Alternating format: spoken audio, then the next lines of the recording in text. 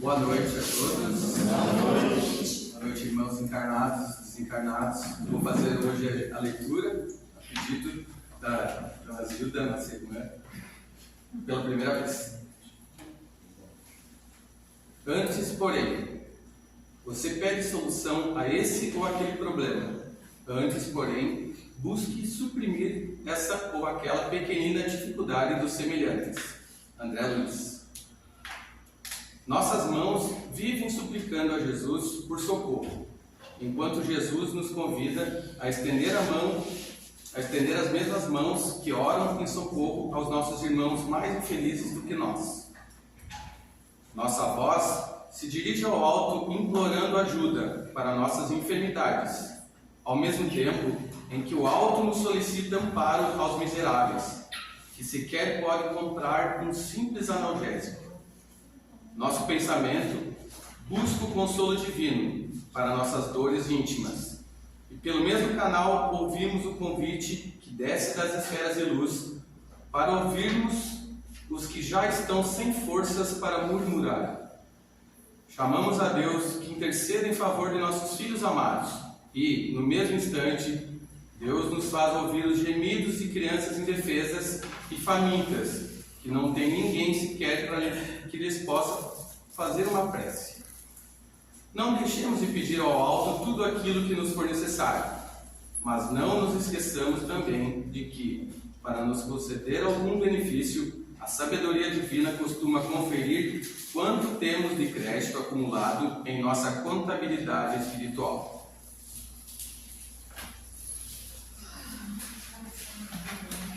Bom, irmãos, convidar todos agora a fechar nossos olhos, respirar bem fundo, deixar todo e qualquer tipo de pensamento para trás, focar apenas no que vai ser dito hoje. E assim, com o pensamento ao nosso Pai, com o pensamento em paz, orando todos. Pai nosso, que estais nos céus, santificado seja o vosso nome. Venha a nós o vosso reino. Seja feita a vossa vontade, assim na terra como nos céus. O pão nosso de cada dia nos dai hoje. Perdoai as nossas ofensas, assim como nós perdoamos a quem nos tem ofendido. E não nos deixeis cair em tentações, mas livrai-nos de todo mal. Agora eu posso falar com o nosso irmão Thiago. Deus te abençoe e Boa noite a todos. Boa noite. Que a paz do nosso Senhor Jesus esteja em nossos corações. Eu quero agradecer a Deus por a oportunidade de estar aqui na casa e o convite, sempre muito carinhoso, generoso que a gente recebe. O tema que nós trouxemos hoje, o bem e o mal. Nós estamos passando por uma época na humanidade e a TV, a internet, os jornais, nos últimos meses aí têm nos trazido informações e imagens que aparentemente o ser humano chegou no ápice da maldade, né? Da atrocidade, do que um ser humano pode fazer contra o seu semelhante, o seu irmão, a ponto de se questionar onde está Deus nisso tudo. E se há um limite para o mal, e se esse mal tem uma origem, e se essa origem ela é divina ou é de alguém que compete com Deus. Aparentemente, um olhar simples, parece que o mal está predominando. Parece que as coisas ruins, os eventos ruins estão em evidência. Mas talvez seja uma chamada de atenção para que tipo de olhar nós devemos ter nessa nossa caminhada, nessa jornada evolutiva.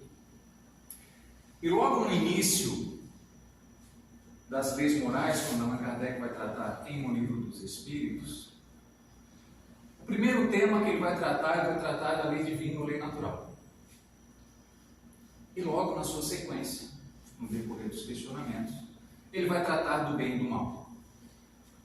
Por que ele vai tratar do bem e do mal logo no início na tratativa? Ele vai questionar sobre a lei de Deus. Por que existe o bem? Por que existe o mal? E se esse mal é originário de Deus? Se Deus controla isso ou não controla? Se Ele tem poder de acabar com esse mal ou não tem acabar com esse mal? Você está dando para ler? Mas esse rapaz aí, esse jovem, chamado Epícoro, foi um filósofo grego. E ao seu tempo, ele se questionou e gerou essa figura, essa palavra feia, esse palavrão chamado paradoxo ou trilema de Epícoro. Quando tem duas situações, ele tem um dilema. Quando tem três situações, ele tem um trilema. E o que ele questionava? O que ele tentou abarcar no entendimento filosófico dele? Ele questionou assim, olha, se Deus é onisciente, onipotente, tem conhecimento de todo o mal e tem poder para acabar com ele e não faz, então Deus não é benevolente.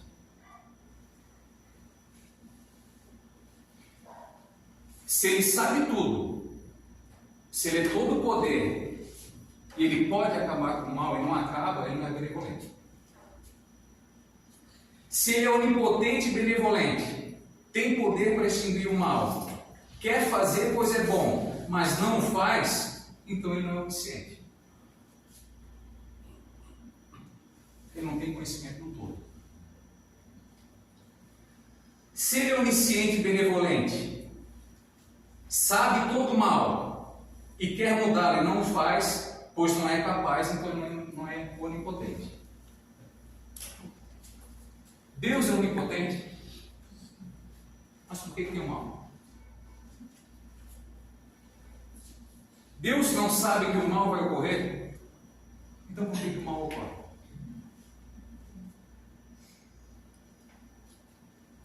Por que tem o mal? Onde se originou o mal? No livro A Gênese, Allan Kardec vai tratar do processo de evolução espiritual da humanidade aqui no nosso planeta. E ele vai fazer uma analogia sobre a figura que foi chamada do pecado original no Antigo Testamento, para ele uma simbologia.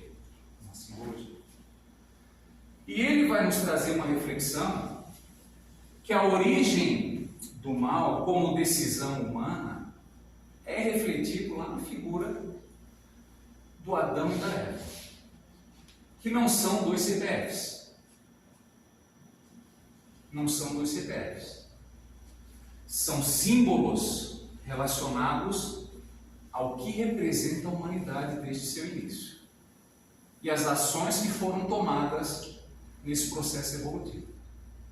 Em determinado momento desse processo evolutivo da humanidade, quando o ser humano já dotado de esclarecimento e razão, em que já adquiriu o livre-arbítrio, em determinado momento que ele passou a entender a divindade, mas mesmo assim o ser humano achou que poderia caminhar com as próprias pernas e começou a decidir por si mesmo o que é certo e o que é errado, em detrimento da lei de Deus.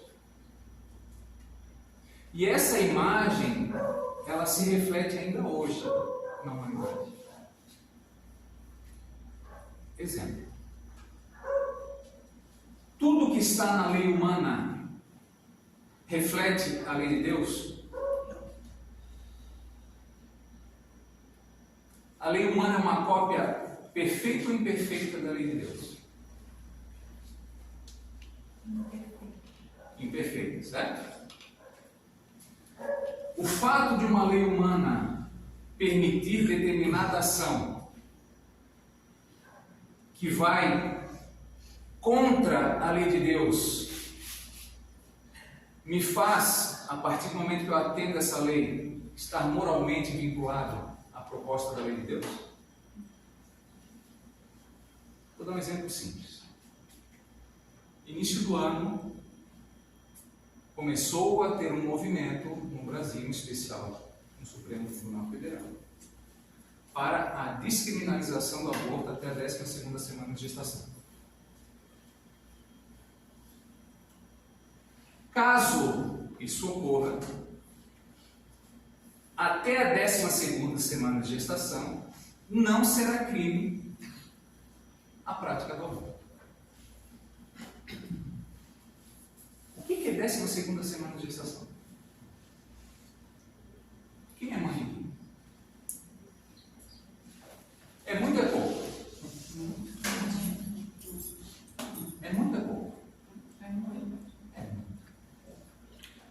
A doutrina espírita nos traz a informação que o processo encarnatório se dá no momento da concepção. Então não tem nem tempo, né? E a lei de Deus, voltando lá para os 10 mandamentos, ele fala em não matarás. Ele não diz em determinada situação, determinado tempo. Então nós não podemos relativizar a lei de Deus. Só que o ser humano, e muitas das vezes, quer ser seu próprio juiz e se afasta da lei de Deus. Quem cumpre a lei de Deus integralmente aqui, levanta a mão.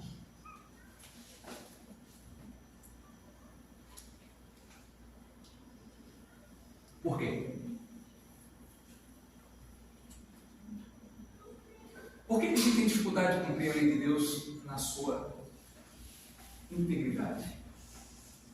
Nós somos espíritos imperfeitos, que estamos aprendendo, por isso estamos num mundo de provas e expiações, em que erramos mais do que acertamos, mas o erro faz parte do processo de aprendizagem.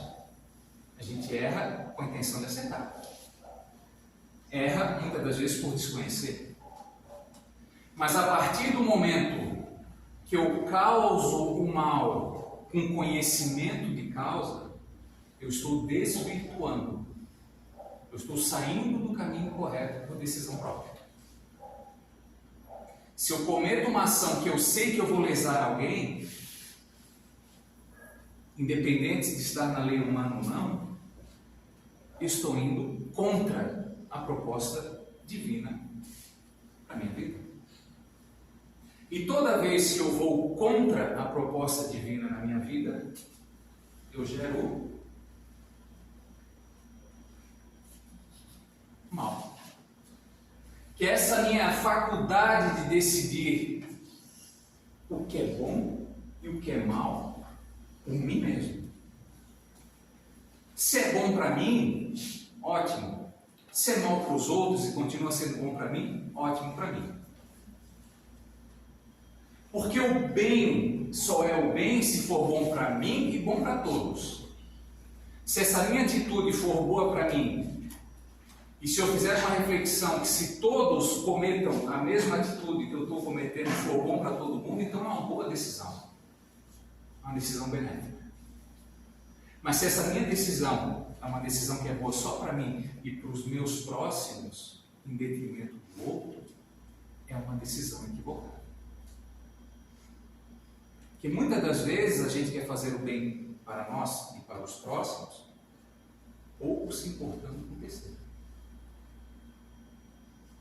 Às vezes alguém lesa o patrimônio público, benefício próprio, benefícios familiares, pouco se importando com o terceiro.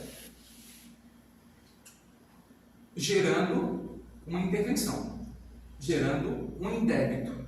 Perante quem? Perante a lei de Deus. Aí nós temos um mal. Se nós estamos em 2023 vendo essas imagens, essas informações catastróficas, é culpa de quem? Nossa. Nossa de quem? Então não tem um terceiro que a gente pode botar a responsabilidade, ficamos tentando isso. A figura figura do Satanás, lá do diabo. Então não existe isso. Porque a gente criou alguém para carregar a nossa culpa, né? Sim. A gente terceiriza. Se eu fiz algo errado, foi porque alguém me acionou. Então ele é o culpado. Ele é o gerador, ele é o príncipe do mal. Então ele determina as ações.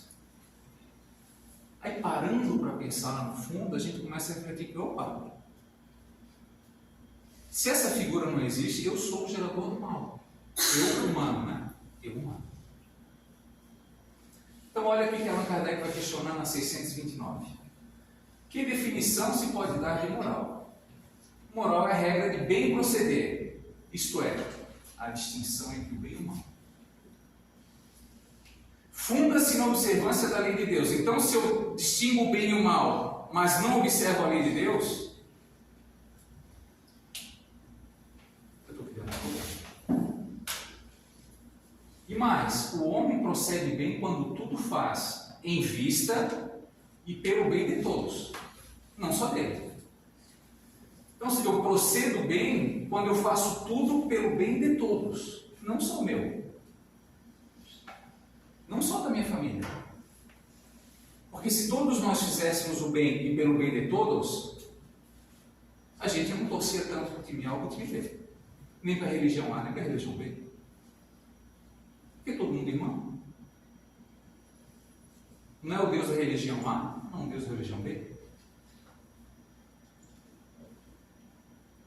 A gente está tendo guerra extrema por religião A, religião B, política A, política B. Se é para o bem e o bem de todos, a gente não tem partido.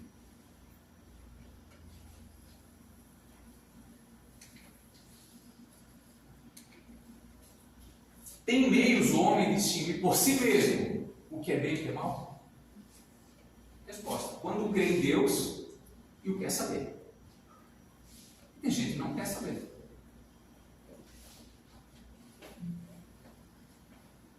Eu não creio em Deus e não quero saber o que é certo e errado vinculado à lei de Deus. Porque pode me perturbar nesse meu caminho.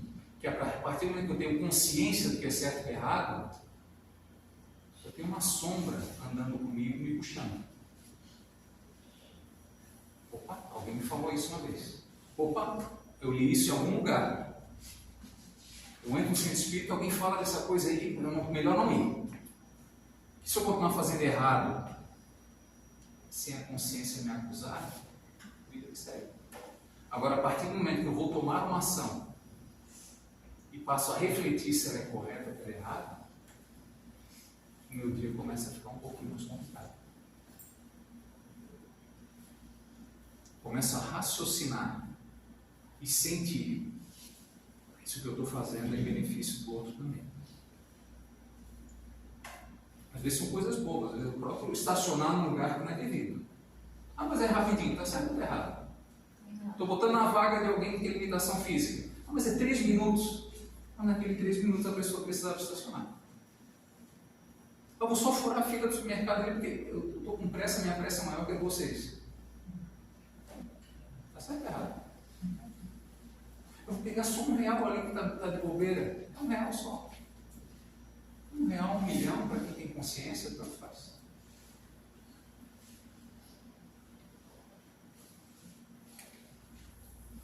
Questão 135 do livro O Consolador. Pergunta para o Emmanuel, nesse caso. Se o determinismo divino é o do bem, quem criou o mal? Deus nos criou para quê?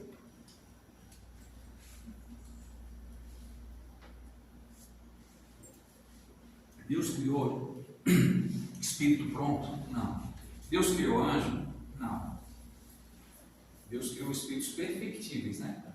Chegará um dia na perfeição.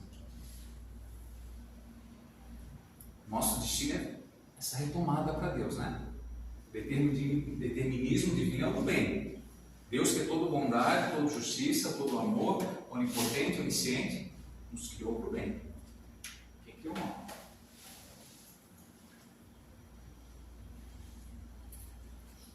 O Emmanuel responde assim: o determinismo divino se constitui de uma só lei, A lei de Deus muda.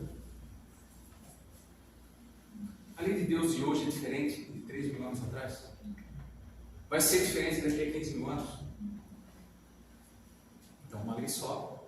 E ela só se constitui de amor para a comunidade da Palhoça. Do meu centro espírita. Da minha igreja. Do meu partido político. Do meu time de futebol. É isso? Comunidade universal. Então, Deus para todo mundo. E a lei dele é uma só, para todo mundo. Todavia, confiando em si mesmo mais que em Deus, lembra lá da primeira?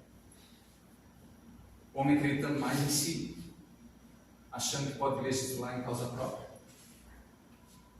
O homem transforma a sua fragilidade em foco de ações contrárias à lei de Deus. A palavra pecado vem daqui.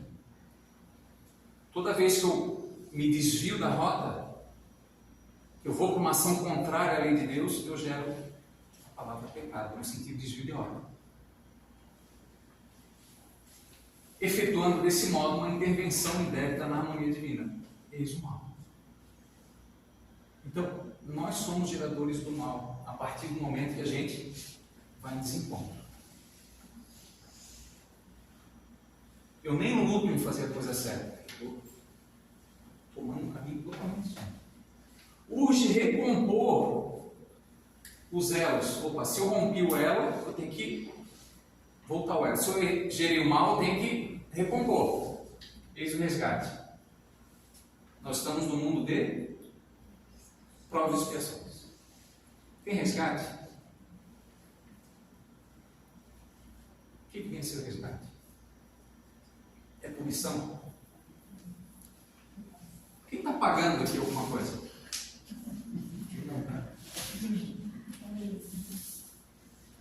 A gente tem que desassociar o processo reencarnatório, esse retorno, como punição. Porque em nenhum momento aqui Deus está punindo. Deus está lá e a gente decidiu ir para lá. Aí eu vou tão longe que esse elo se rompe. E se eu não tivesse chamado, igual pipa quando arrebenta a linha. Então, assim, volta. Como é que é esse chamado de Deus? Quem veio aqui na casa espírita na primeira vez que estava muito feliz, levanta a mão.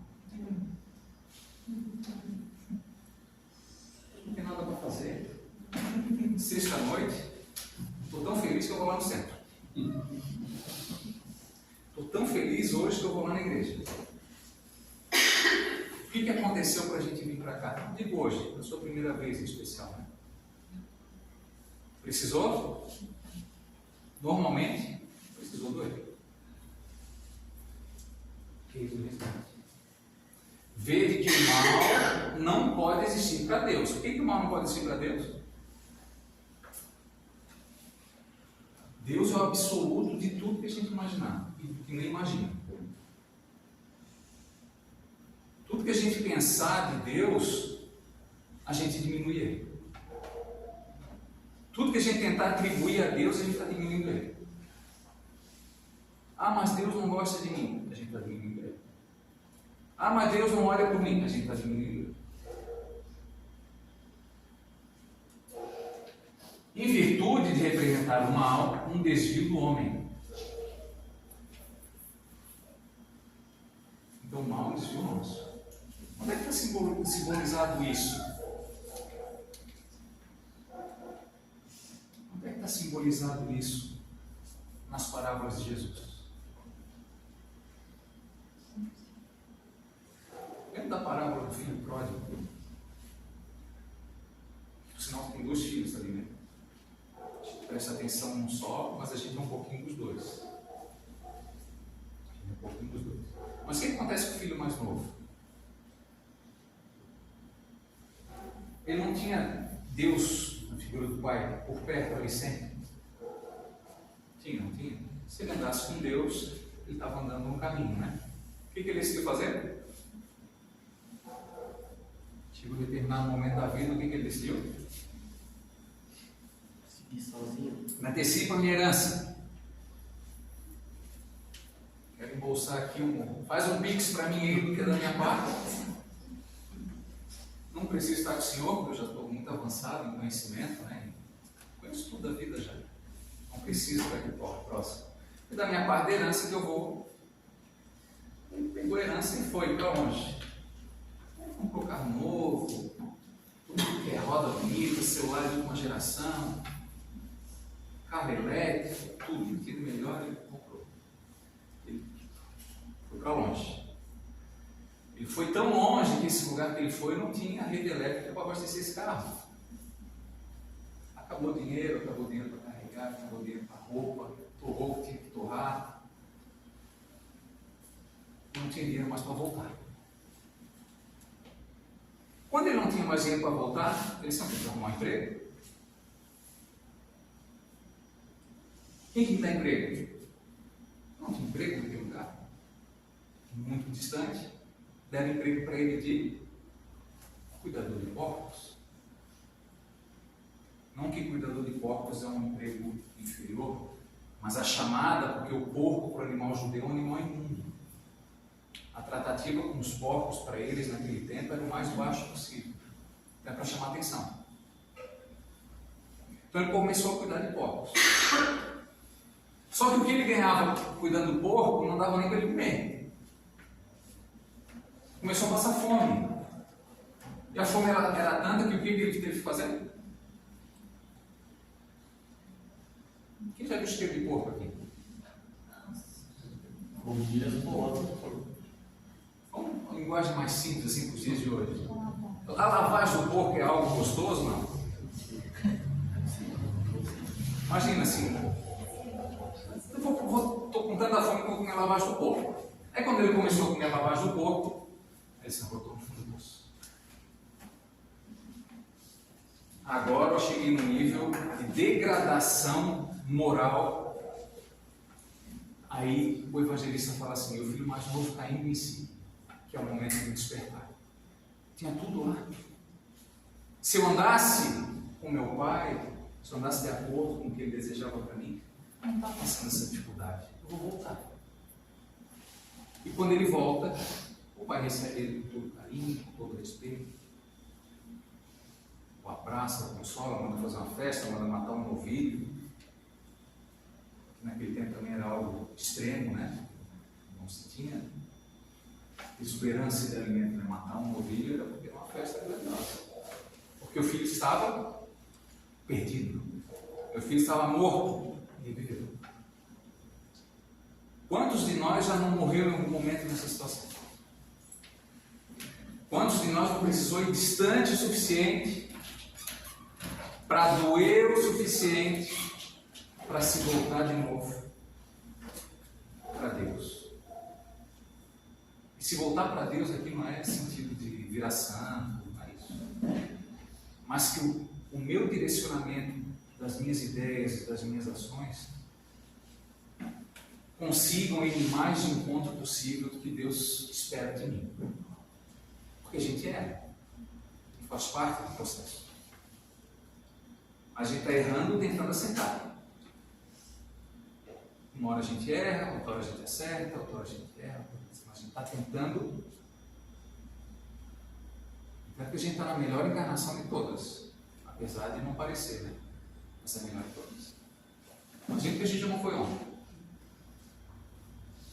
Mas é um exercício doloroso. Porque eu quero decidir por mim mesmo, afrontando a lei de Deus. É prazeroso, abre aspas, gerar o mal. Porque fazer o bem gera esforço. Fazer a coisa certa gera esforço. Pedir desculpa a gente raciocina.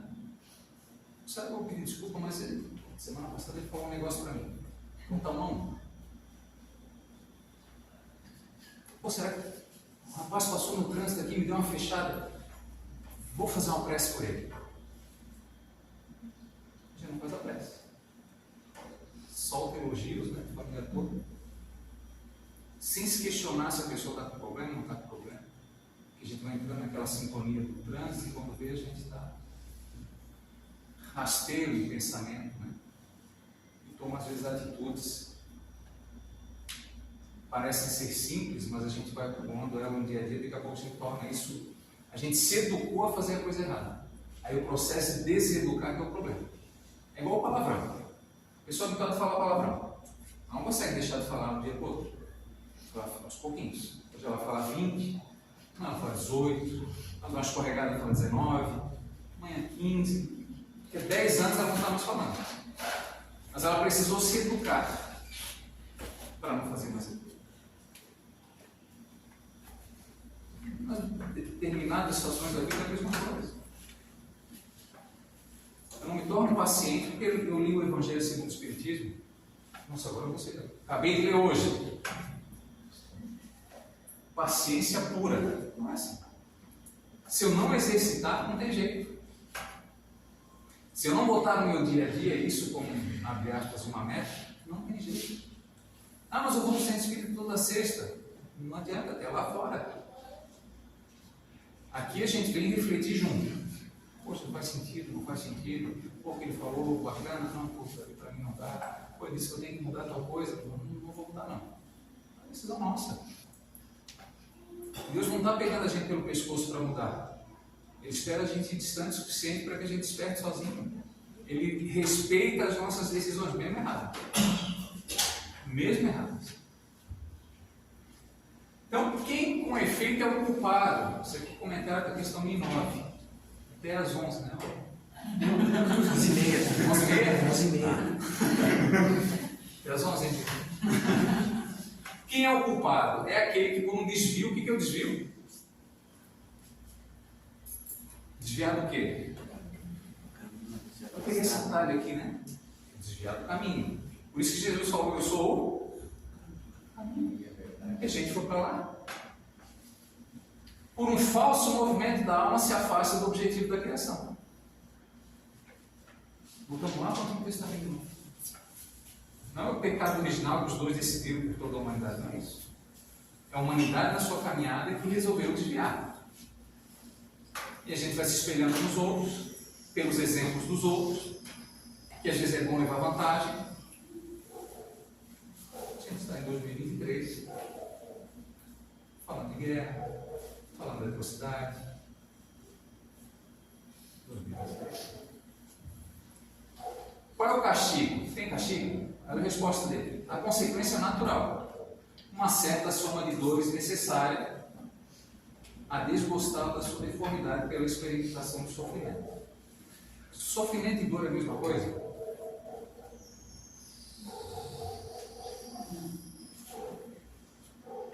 Quem está com dor aqui, levanta a mão. Aonde? Contratura. É uma dor. Quebrar o pé dói. Quebrar uma unha dói. Arranhar a testa dói.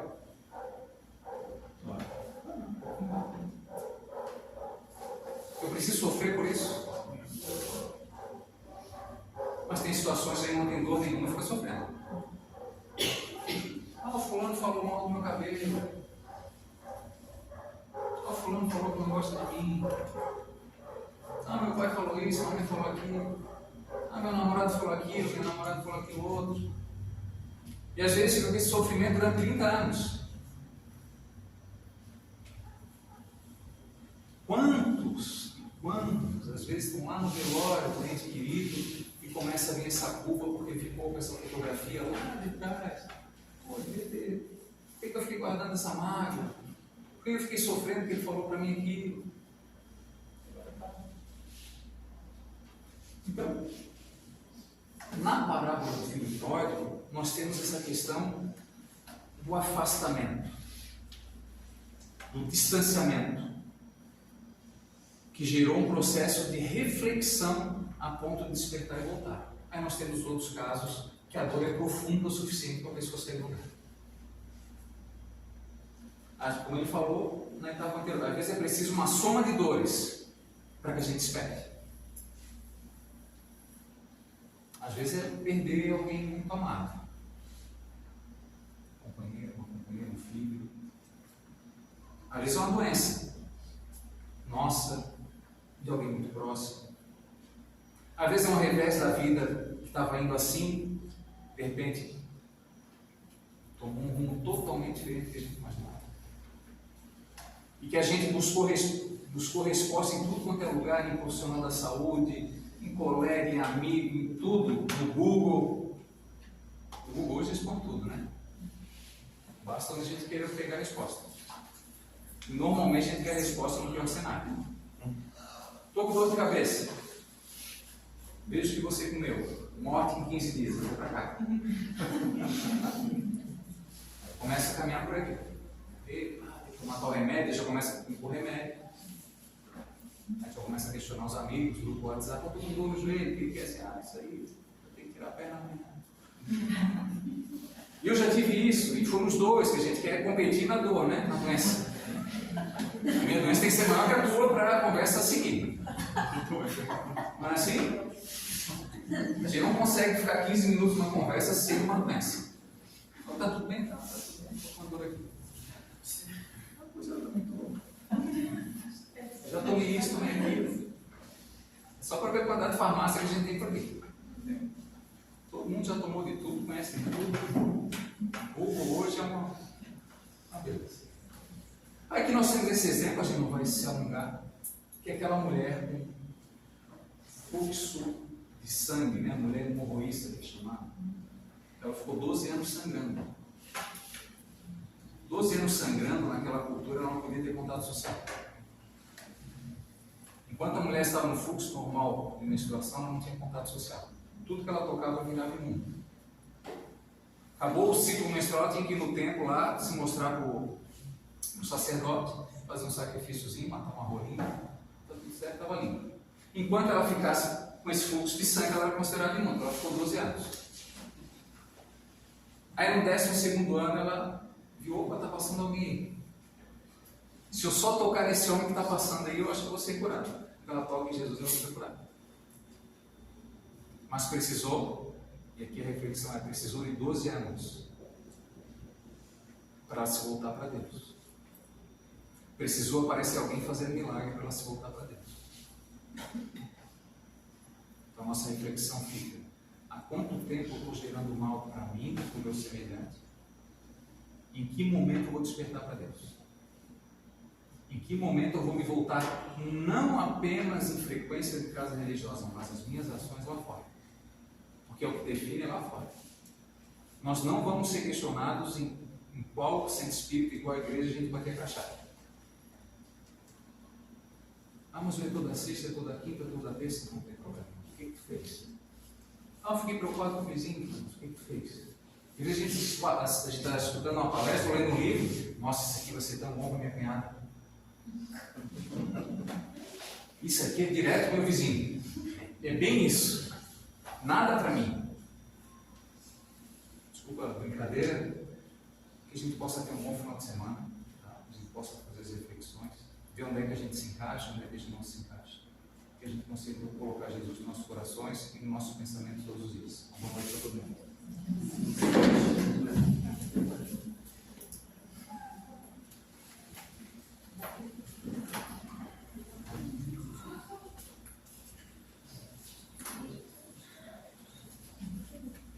Obrigado, Thiago. Essa reflexão do filho pródigo, será que nós já colocamos isso em nós? Porque é nós que saímos e nós temos que voltar. E o que nós fazemos? Carregado com o orgulho que nós temos ainda, que nós não conseguimos trabalhar, nós não queremos de forma alguma dobrar essa pulseira. Então a gente vai ter que chegar até os porcos, não é mesmo? Porque nós chegando até lá, talvez lá então caia a ficha. E é isso que nós necessitamos. Primeiramente, procurar fazer aquilo que a gente escuta aqui. Porque escutar ou pegar o Evangelho e ler que a gente acha maravilhoso é uma coisa. Agora nós temos que começar a colocar ele em prática. que é outra coisa bem diferente. Porque quando eu começo a colocar em prática, eu começo a trabalhar em mim o que realmente se tem necessidade de fazer. Para daí, então, essa é a volta. A partir do momento que eu entenda isso, é a volta. E ela não precisa ser com dor. Que isso seja claro. A dor a gente já provocou. Então, que nós comecemos a voltar sem ela. Usando daquilo que nós temos ali. Daquilo que o Cristo veio trazer para nós. Nos falou com tanta maestria. Mas nós ainda continuamos duvidando. Porque nós ainda somos totalmente perfeitos. E essa perfeição é a que nos leva no melhor lugar. Então, que assim seja.